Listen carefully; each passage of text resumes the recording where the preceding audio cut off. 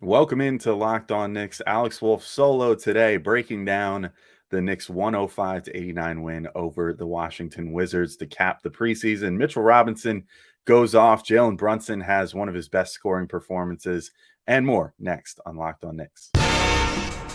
You are Locked On Knicks, your daily New York Knicks podcast, part of the Locked On Podcast Network. Your team every day.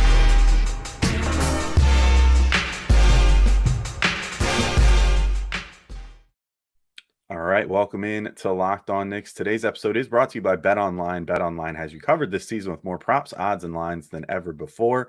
BetOnline, where the game starts. And I want to thank you guys for making Locked On Knicks your first listen today and every day, whether you're checking us out on your favorite podcast platform or taking in the sights and sounds on YouTube. Who am I? I'm Alex Wolf. I'm editor-in-chief of Knicks site, The Strickland, which you can find at thestrick.land. No Gavin today, so just me. You just get a little one-on-one time. We don't do this all that often. So a little one-on-one time with me to break down this Knicks win over the Wizards, 105-89. Closes out the preseason, of course. And the story, there wasn't too much of a story about the overall game in this one. The Knicks got out to a 28-11 lead to open things up.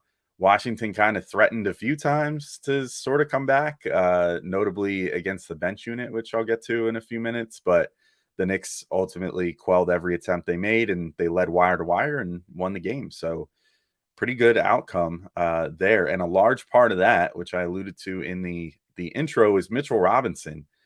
Easily, I mean, I know it's just preseason, so all those caveats, whatever, but probably one of the best games I've ever seen Mitch play in his whole time with the Knicks so far. 20 points, 12 rebounds, 9 of those offensive, 9 of 12 shooting, 2 steals, 2 blocks, and just 1 foul in 30 minutes.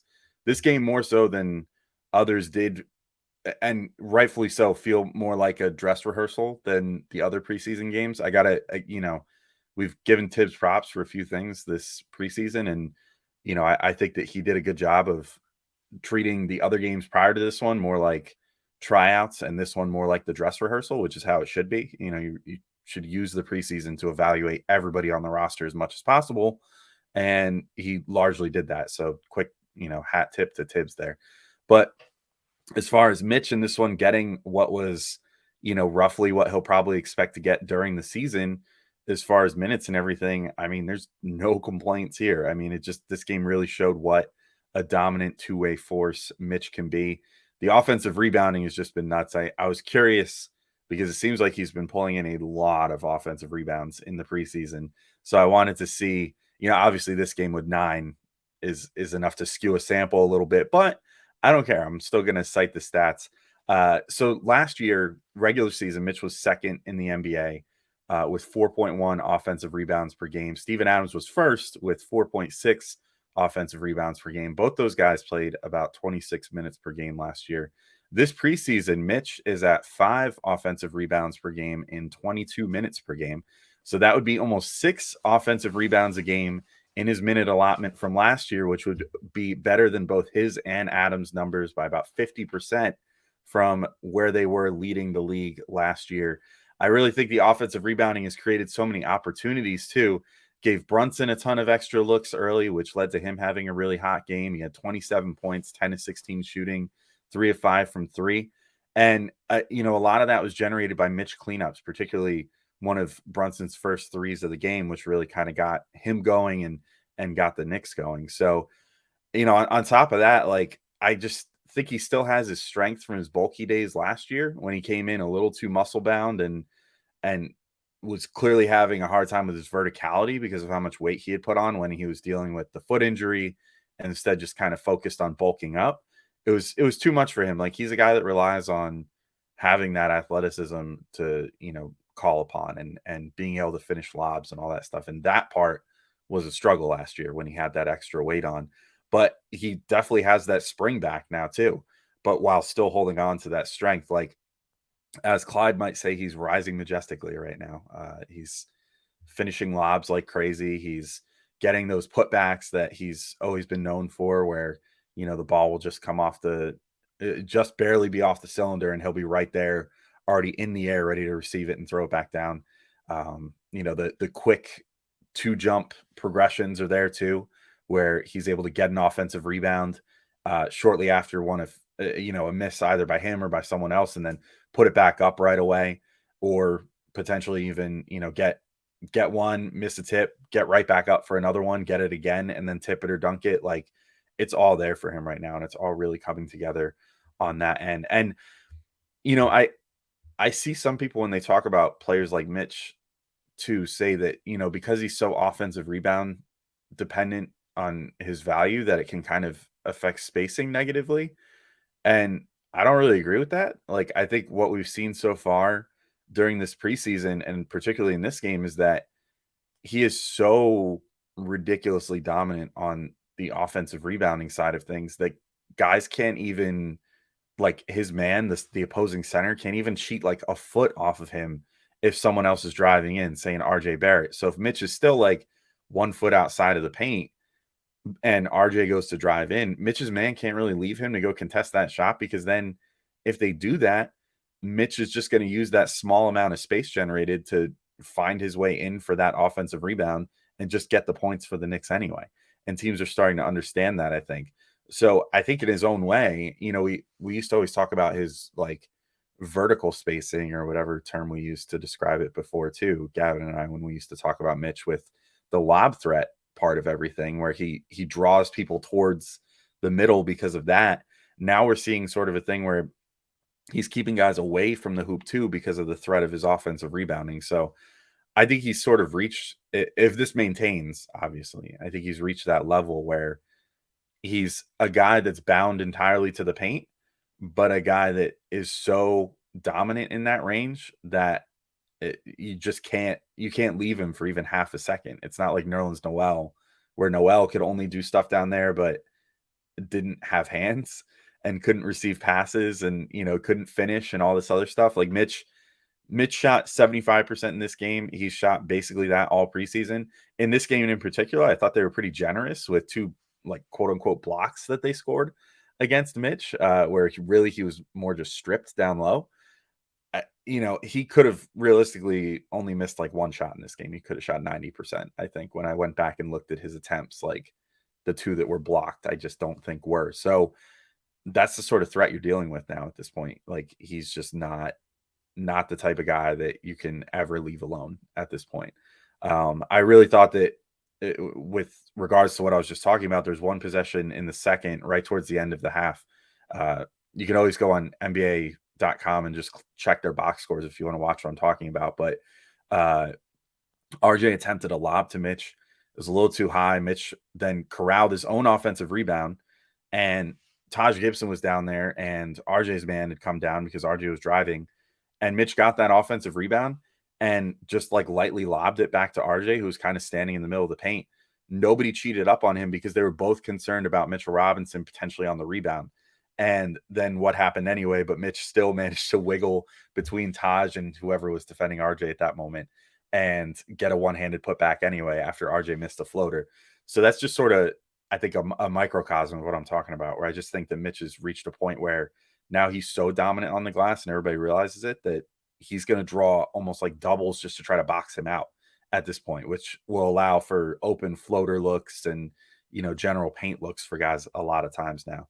And I got to just say too, like, it feels really good to see as a fan, like, a guy that got rewarded with a new contract. And normally contract years are a thing, like in the NBA and in any sport, because guys typically go all out in their contract year, try to earn that new contract. And you see a lot of guys kind of like fall back and rest on their success afterwards and not necessarily put as much work in, going forward and not really,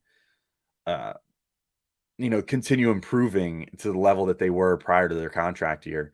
Mitch, it seems like, and I mean, he's spoken about this all preseason, he felt really grateful to have been rewarded by the Knicks with a new contract and that they had the faith in him and everything else. And, I feel that, in how he's playing and how he showed up, how much better his conditioning looks and everything this year. I feel really good about the Knicks having given him that contract. And I'm sure Mitch does too, given everything that he's gone through to this point in his life with his weird college experience where he didn't end up going to college because of some failed commitments there.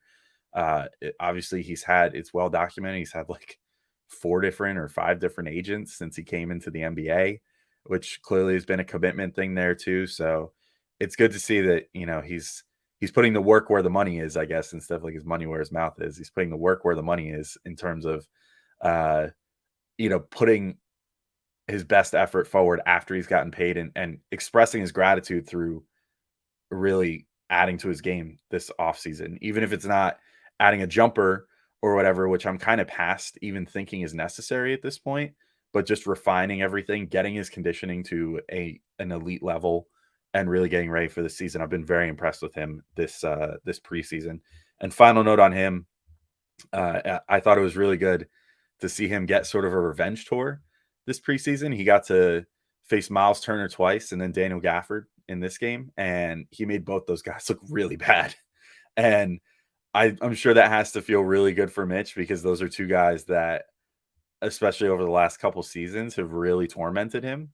And I mean, they're both really talented players, Turner and Gafford, but Mitch made them look silly. I mean, Mitch just completely dominated the Gafford matchup in this one. And that's not to say that Gafford was even having a bad game, because when Mitch was out, I thought that Gafford kind of worked Isaiah Hartenstein and just in general kind of made life hell for the rest of the Knicks. So it was really a testament to just how good Mitch was in this game. So fantastic cap to the preseason for Mitch. Should be noted too, he's barely fouling in the preseason also. So that clearly he's been working on as well. I mean, if he carries this over into the regular season and going forward, that contract that he has is going to look like a very fair deal, perhaps even a bargain, because I think that he's done a ton and looks really good.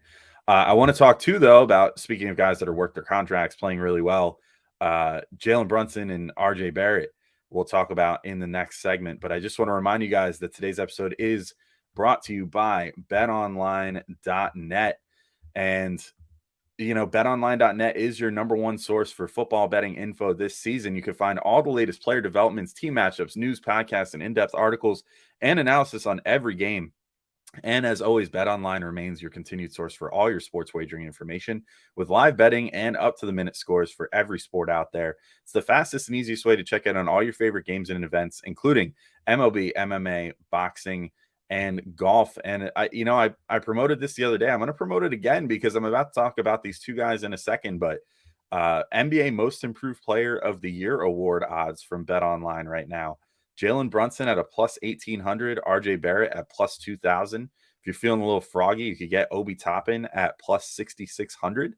All of those I feel like are pretty good bets right now. Spread a little money out on those three, but Jalen Brunson especially at plus 1,800. I mean, ahead of him is Anthony Edwards, who was already great last year. So how much would he have to improve to win the Most Improved award? I question that. Zion Williamson, which he was almost a 30-point per game scorer a couple years ago. So being healthy is not improvement. That's just being healthy. So I doubt that he gets it. Tyrese Maxey and Tyrese Halliburton, both ahead of Brunson as well. I mean, again, both had pretty great years last year. So how much are they realistically going to improve given they're in the exact same situation and the exact same role and everything else? I think Brunson as the fifth guy there at plus 1,800, definitely a guy to look at as far as betting there. But you can head to betonline.net or use your mobile device to learn more. BetOnline, it's where the game starts. All right, and we're back to Locked On Knicks. Alex Wolf here solo today and getting more into this Knicks win 105-89 over the Wizards to close the preseason. I want to talk about Jalen Brunson next. Brunson finishes with 27 points, 5 assists, 4 rebounds, 10 of 16 shooting, and 3 of 5 from 3. I really thought this game, more so than any of the others, he showed his chops as a floor general, quote unquote. I know I kind of like despise that term now, thanks to like the discourse on Twitter and stuff where everybody was using it against Emmanuel Quickly and whatever. Like, he's not a floor general. I'm like, what is a floor general? Like, I think it's, if you can bend the defense and create opportunities for your teammates and you're actively looking to do so, I think you can be considered a floor general. And I think IQ has shown that at times, but Brunson, I thought this was really the game that showcased that for him. He went to the Nash dribble a bunch, which I know is like one of Gavin's favorite moves because he loved Steve Nash back in the day, and so did I. And those Suns teams, And that's basically a Nash dribble. If you're not familiar, is basically like dribbling into the paint, taking it all the way to the baseline, and then basically making like a U shape almost and coming all the way back out, and just kind of you're breaking down the defense by getting in that deep, but then bringing it back out to see like, okay, I didn't have a great shot down there, but what has me dribbling in here created for everybody else? And Brunson did that a few times, and it sort of kickstarted the offense. And I think that's very useful. It's very good to have a guy like Brunson on the team, and we've talked about this a ton, that can not only get inside, which was a skill that the previous Knicks point guards possessed. Maybe not Kemba Walker last year, but Elfrid Payton, for all of his flaws, was able to get to the hoop. He just couldn't finish there. Ditto for Alec Burks. Brunson is like the first real threat the Knicks have here, where he can get all the way in and finish on the inside as the point guard. And the effect that that's having on opposing defenses is very obvious. Like, he's able to get in there, draw a bunch of attention, because teams are like, oh crap, this guy's like a 65% shooter on the inside. Like, let's not leave him alone. And then he can, kick it out to guys and get things swinging around the perimeter and attack a bent defense, which is what, a thing that we talk about a lot on this show is bending the defense and then using it to your advantage.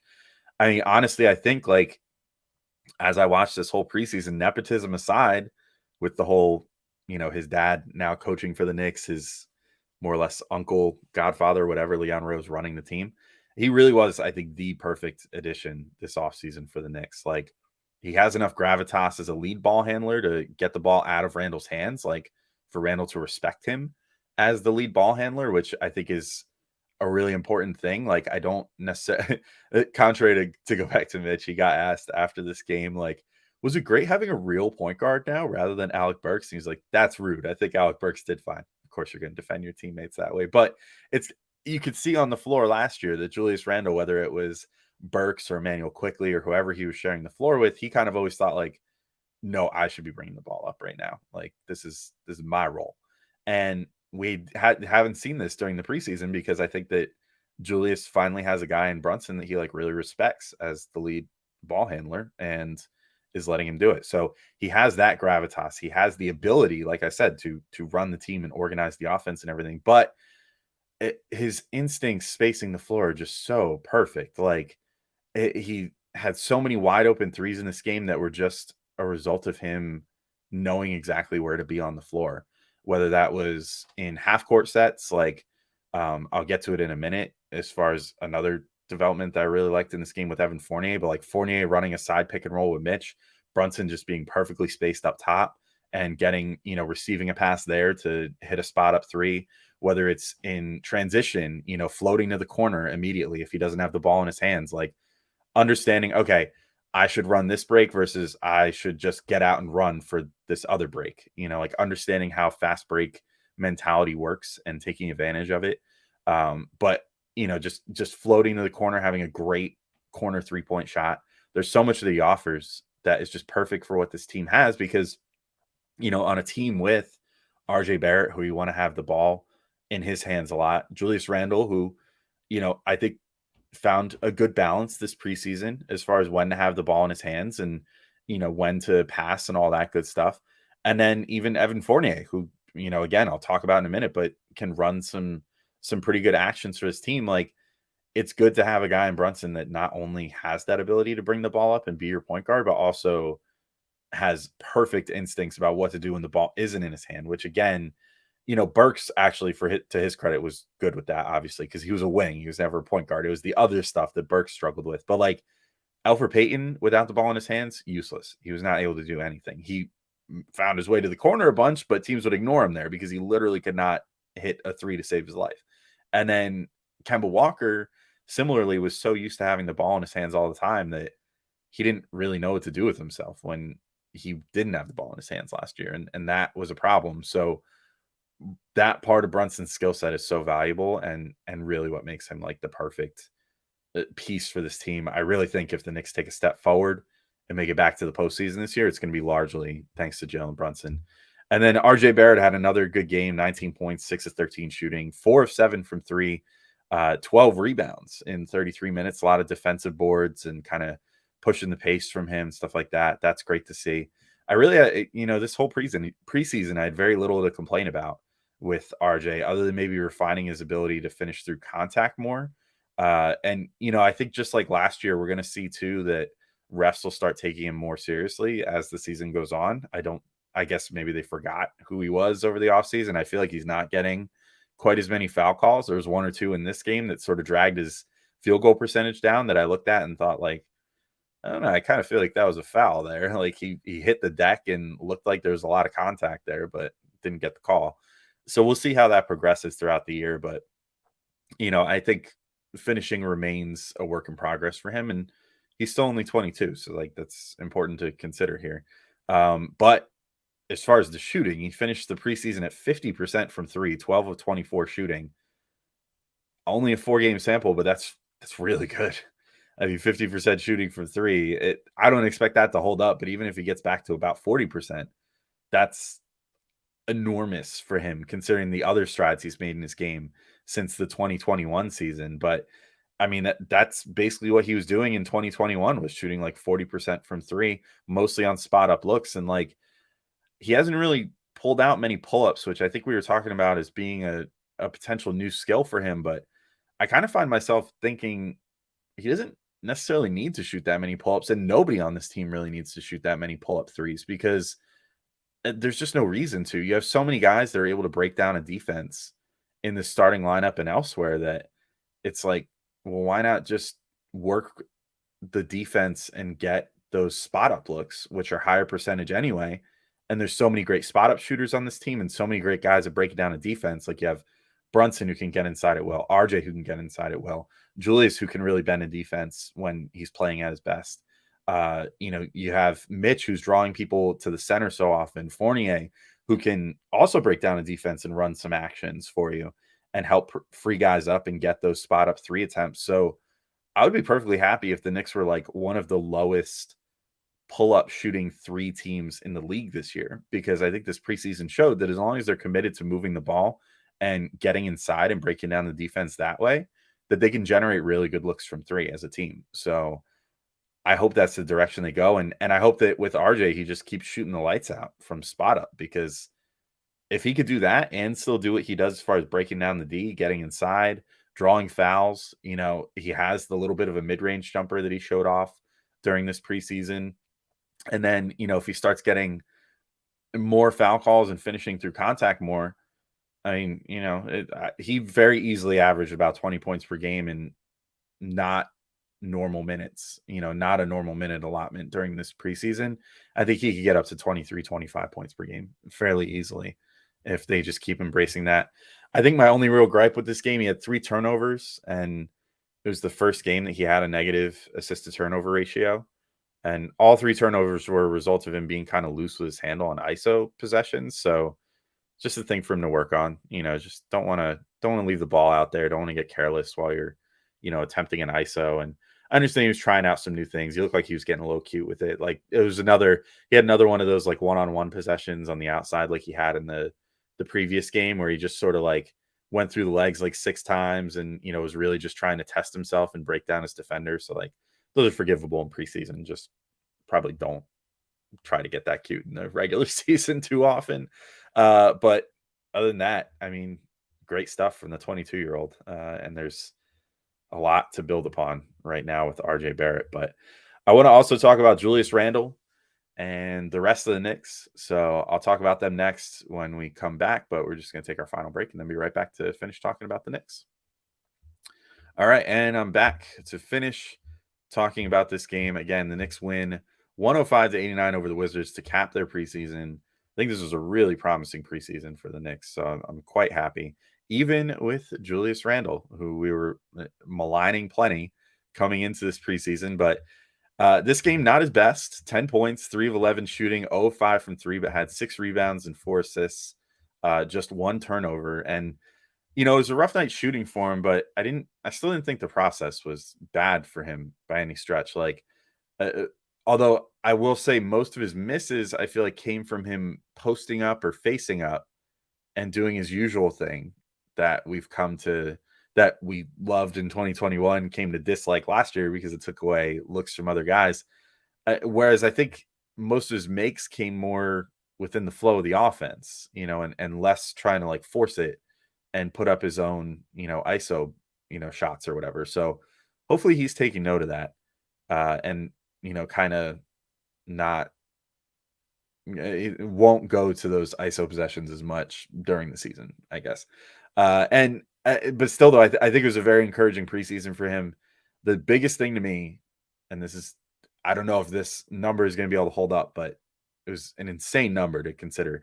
Finished the preseason with an overall 17-3 assist to turnover ratio, which is just, I mean, that's insane. We've talked about on the show before the benchmark for like a good assist to turnover ratio, particularly for a player that's going to have the ball in their hands a lot and is going to get a lot of assists, is usually 2-1. Like usually if you're, if you're a 6 assist guy, you don't want to turn it over more than 3 times, and that sort of thing. So 17-3, I mean, that's almost 6-1.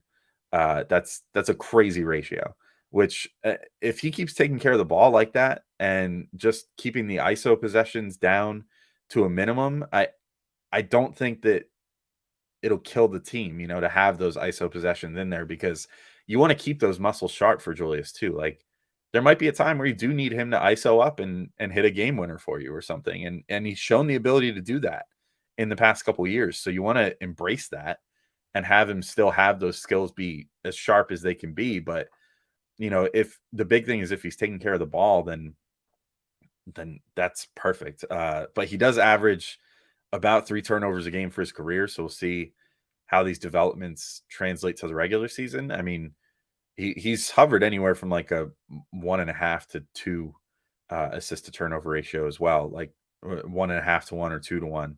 So, I mean, that's also good. So, you got to just kind of consider that too with the overall scope of his turnover numbers for his career. But I don't know. I would love to see if he could get that up to like 3-1 this year and have the ball in his hands less and ISO a little less. Like, I think that he could really find some success this year, because outside of this game, he has found some success with shooting spot up threes in this preseason as well, and running like pick and rolls, pick and pops. Had a really good possession with Fournier, which, again, you know what? I've been teasing it long enough. Why don't I just talk about Fournier at this point? Fournier was cold shooting the ball too in this game, but he had 5 assists, and like each one of them was unique in its own way and all showcase things that Fournier can do still at this point that, as much as I love Quentin Grimes, Grimes cannot do on this offense. And I guess especially if Mitch is going to be the absolute force that he is this year, this preseason so far on the inside, it won't be a huge deal, I guess, to lose the defense of Fournier versus Grimes if Fournier can bring some of these things on offense for a while. But his 5 assists were really all different. So I'll just kind of break down what each of them were. One was a transition look to Brunson where he threw ahead like a football pass, to him, just like straight down the floor. And Brunson caught it and finished a nice layup. Awesome. Good head up look for Fournier in transition there. Another one was to Brunson in the corner, which that goes back to what I was talking about. Brunson spacing the floor perfectly. Fournier got the ball, started right up the floor, and could have gone up for a contested layup himself, but instead had the wherewithal to look to the corner, see Brunson over there, whips him a little pass, and Brunson hits a 3 from the corner. Then another one, it was a pick and roll with Mitch that ended with a lob for Mitch, which is great and something that like we definitely were saying last season, especially when Fournier was being used more like Reggie Bullock, where it's like, no, the whole reason you brought this guy in is that he can handle the ball and he can run some side actions and stuff. And they ran it from like this perfect spot where Fournier had the ball kind of over towards the corner on the upper part of the court there. And then all 3 other guys other than him and Mitch were spacing the floor on the bottom half of the screen, with RJ, I think, all the way in the corner, Julius at the elbow, and Brunson kind of at the top of the 3-point line. And it just made for a great possession where Fournier and Mitch just got to operate by themselves because the floor was spaced properly, and he got to throw Mitch a really nice lob. Then another possession shortly after that, they ran basically the same look with Fournier running a pick and roll with Mitch over there. And Fournier that time, because the defense recovered well down low and Brunson's man kind of cheated in a little bit, he kicked it out to Brunson, who then hit a perfect wide open 3 from there. So those were great looks, and I hope that if Fournier is going to remain in the starting lineup, that's a really great way to utilize him and Mitch, and utilize Fournier's skill set that isn't just having him spot up for three all the time. Which leads me to another one where another pick and roll he ran was with Julius Randle, and it was I hesitate to make this comparison, but it kind of was. It was like Julius had sort of a Amari Stoudemire esque elbow jumper result from this possession where he came out, set a nice screen for Fournier. They started running like a pick and roll sort of, but then Julius stops at the elbow. Fournier feeds it to him there, and he just kind of like takes his last step forward, stops there before going all the way to the rim, pops a really nice mid range jumper, and made it. And that was one of those like in rhythm jumpers that I'm talking about for Julius, and in rhythm looks that I think would be really valuable to harness this year and to let Fournier do that with him. So that is, I think, the ideal way of using those two. And they've displayed a better two-man game where it's like, you then me, then you, then me this preseason, where it's like less about just Julius trying to get the ball and get inside to kick it out to Fournier for a spot up three, and more so them being like, which one of us is going to break our defender first with all of this passing the ball back and forth and both of us being able to handle the ball, and who's gonna break this little two-man defense first and be able to create a good look for either ourselves or the other person. And I think it's worked really well. So as much as I'm eager to potentially see Quentin Grimes starting at some point, as much as I think that Fournier could really feast off the bench for now, and maybe for the foreseeable future, as Grimes gets himself back into rhythm, I could see this being a really good way to use Fournier, and I really enjoyed the variety of ways he was trusted to sort of mini run the offense during this game. But speaking of Quentin Grimes, he did make his return. I don't know. I didn't have too much. This is going to be a really short note because I thought he looked rusty. He missed all of his shots. He didn't make any. I mean, the gather and the shot looked fine. I think he just needs to work himself into, game shape, I guess, not conditioning wise, but like playing wise. He just needs to get in rhythm again and start hitting some threes, and he'll be fine. The defense was whatever. It was good. What was the most intriguing was that with Grimes available, Tibbs didn't sub him in first. He actually subbed in Cam Reddish, and then saved Grimes for a look with the starters at various times. So maybe that's a little foreshadowing. I guess we'll see if that's the case. I get the feeling that Fournier is going to start the year, but it's clear that Tibbs kind of wanted a look at Grimes with the starters there. And it was a little rough. It was his first action back. He was hurt, the rest of the preseason. So, we'll see how it all works out for him. But fine debut. He didn't look terrible. Let's put it that way. He just looked rusty. But speaking of Cam Reddish too,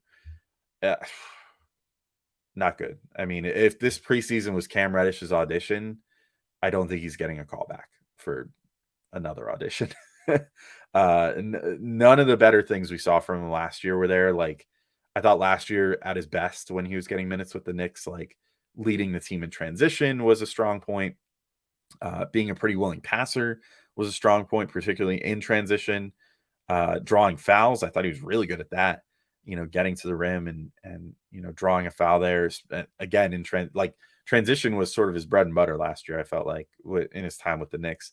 And then also just like playing the passing lanes on defense, I thought he was pretty good at last year. I haven't seen any of that really this preseason, and all the bad stuff has been there. Like mostly the ball just sticks to his hands, and it feels like he's always looking for his own shot. There's been a couple flashes of like his physical potential and the great things he can do when he's at his best. But I just, like the one that stands out to me was I think it was in the second Pacers game when he had that just like was having a bad game overall, but had that gorgeous up and under layup under the hoop and just like contorted his body in such a way where you're just like, wow, like maybe like 5% of the NBA can do that. Like real time in a game. Like that was just a really, really nice move. But I don't know, the between the ears stuff, maybe it's just him trying too hard to prove himself or what, but he's not looking good. And honestly, at this point, if I was going to guess what's going to happen with Cam this season, I would say not going to be in the rotation to start the year, and most likely is not going to be with the team beyond this year. Maybe even not beyond the trade deadline if some other team, tries to just get him for like a second round pick or something, which would be a shame from the Knicks' perspective of trading a protected first round pick for him and then only getting back like a second or 2 seconds or something. But that feels like it's the direction it's going because he just has not looked good so far this year, and it's a shame because I want him to work out, but man, things got to change. I mean, he's got to change his mentality, he's got to change how he plays the game, and he's got to start looking at himself more as a role player than the guy when he's on the floor, and not expecting to get like 6, 7, 8 shots. Because pretty much every game he appeared in during this preseason, I mean, I'm going to look at how many shots he ended up with in this game because I hadn't noted it before, but like pretty much every game in this preseason, he got a large number of that, like 5 in this game in 9 minutes. Like eh, that's a lot, when you're considering that the actual like stars of the team and Jalen Brunson got 16 shots in 32 minutes. RJ got 13 shots in 33 minutes. Julius got 11 shots in 28 minutes. Mitch had like the game of his life and got 12 shots in 29 minutes. Like, if you're taking 5 shots in 9 minutes of game time and you're not making them, you need to take a look in the mirror and say, look, maybe I should start figuring things out here, figuring out how to do things a little differently. And so that's going to be important for Reddish going forward. I'm trying to think final notes to end on here. I kind of just thought the bench in general lacked rhythm in this game, which is weird. I'm willing to just write it off as a bad couple games between this one and the ending of that Indiana game where they really didn't look well either. But it's just a strange script flipping right now of the bench being the unit that's sort of giving up leads and the starters actually producing really, really well right now for the Knicks. It's such a polar opposite of last year when we were always like almost like asleep for the first 8 minutes of the game, like being like, ugh, like, come on, can this get over with so we can get Emmanuel quickly and Obi Toppin and all these guys in the game already because they're so much more fun to watch. It's a little different right now, and it's just kind of bizarre. But Obi still played great during the preseason. Quickly still had his moments. He's been a little selfish, I think, with how much he's looking for his own shot. So that'll hopefully be corrected. Rose looks a little rusty still, I think, and hopefully we'll get through that. Sounds like he's going to be getting a more regular minute allotment outside of the preseason based off how Tibbs is talking and stuff. So we'll see how that all works out. And then finally, I guess I'll end on Isaiah Hartenstein. He's kind of struggling to find his rhythm. I think he'll get there. His defense has been the roughest part to me, though. Like, he really needs to learn where he's supposed to be. We saw that kick in that loss against the Pacers where, that Goga and Nemhard combo really torched him. And so, you don't want to see that with him not knowing where to be or not being able to, cheat out far enough on a ball handler when he's playing drop, that sort of thing. But the other thing is his fouls are still off the charts. And I mean, this was my biggest worry about him during the offseason was the fouls. He ended the preseason. I did a little calculation, and it was 6.5 fouls per 36 during the preseason, which would place him more at his 2021 and prior self than 21-22 last year with the Clips, where he finally sort of figured it out and was down to about 5 fouls per 36. Being back over 6, where it's like, okay, if we ever had to count on you as a starter, basically can't, because you're going to foul out more than likely. I think that just means he's going to be a change of pace guy. And Mitch, especially with how well he played in this game and how well he played all preseason, definitely going to be entrenched as the guy soaking up most of the minutes at center. But I will say, if Hartenstein is just a change of pace guy, which he probably will be, the passing is such a great wrinkle for that center spot off the bench. I'm glad the Knicks are like looking to utilize it. There was one point where he was out there in a lineup with Brunson, and just like we saw in the last game with Deuce McBride, where Deuce, had a possession where he just made a great cut and Hartenstein just effortlessly fed him from the elbow. Had a similar look with Brunson where Brunson fed it into Hartenstein, then immediately cut, and Hartenstein hit him with a real quick pass on a little give and go, and Brunson hit it and got an and one out of it. So Love that from him. I like the shooting too when it's on. It seems like Hartenstein's a little bit of a streaky shooter, so we'll see if he can find some consistency. But that adds a nice wrinkle to the Knicks offense going forward. And yeah, I'm just he'll be. I'm not saying he's like overpaid or anything. Like he's paid exactly how he should be. He's paid as a backup, and he's going to be a backup this year. And I like that he can do some different things while still maintaining some semblance of the offensive and defensive rebounding that Mitch offers, and also some of the rim protection. Though again, he needs to work on the timing for sure this year, which I'm sure will come in due time with as he gets more familiar with his teammates and how they're all going to rotate and everything. But I've gone on long enough. I can't believe I've gone this long on a solo episode, but here we are. So thank you all for listening. And Gavin and I will be back. We have a cool guest coming on tomorrow in our preview of Emmanuel Quickly. We've got a couple more player previews that will probably get in there right before the start of the season, or maybe even slightly after the first game, because whatever, it's only the first game. But we've got those to finish up this week, and then plenty more to get into as the regular season starts up. So thank you all for listening. We'll talk to you all soon. Peace out.